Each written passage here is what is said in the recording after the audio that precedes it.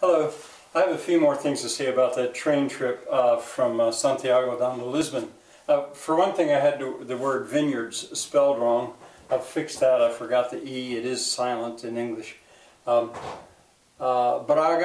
and Porto. Porto is another city in there. I don't know these two cities. I think I may get to know them sometime in the future.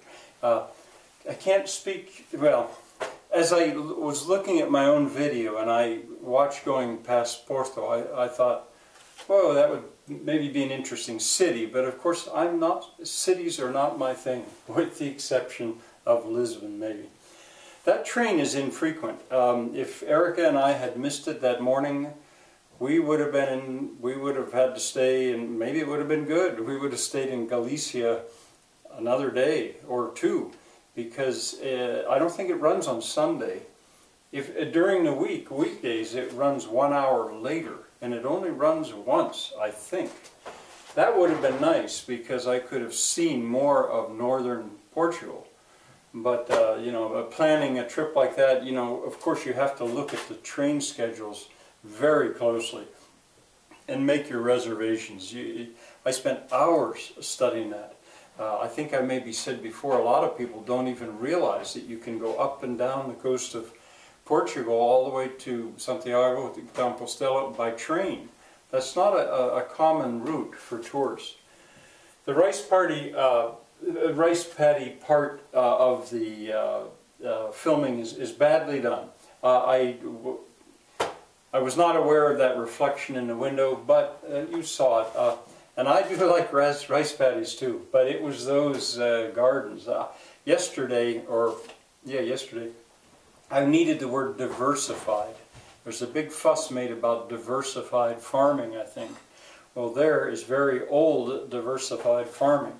I don't know if you could hear me in the video, but when we came to the point where it was all grapes, vineyards, it was not as wonderful in my eye as those diversified farms were. I've gone on Google Earth and zoomed down and looked at that area. I'll do more of that. I wanted to see what that looked like from above, but I have to study some more. All right, the videos you're going to see today are in Lisbon. When we got there to Lisbon, it was 2 o'clock in the afternoon or so, a comfortable time to get there. My daughter Erica is very good with maps, very good with strange cities, and she kind of just took the map and took charge, followed the directions, and we made it quite easily to the hostel where we stayed then for maybe 3 nights. I recommend it highly if you're willing to stay in a hostel. I'll say more about that later. It's in the section called the Alfama, and the Alfama is old. It's got narrow streets. The other times I was in Lisbon, I avoided it because it was a little scary. And back in the 1970s, things were a little scarier for American tourists in general. And I had my wife with me at the time, and I was not real comfortable in the Alfama. It could be a lot of people still might feel like that. It's a poor section, I guess. It's the very oldest section. I felt perfectly safe at all times in the Alfama. I'll tell you more about it later. But anyway, that afternoon we promptly went up to the Castle of Sao Jorge, or St. George, that commands a view of the city of Lisbon. And the view is astounding. There's a lot of wind up there. You'll hear it disturbingly on the videos at times. You'll just need to turn the volume down. Forget what I have to say until that wind stops. It's hitting the camera. I've said it before. I don't like cities, but Lisbon is special, I think. I read just this morning that it's one of the oldest cities in the world. It's older by hundreds of years than Rome, Paris, or London. And there is just something about that city. Now, it was struck by a tsunami, an earthquake and tsunami, about 300 years ago.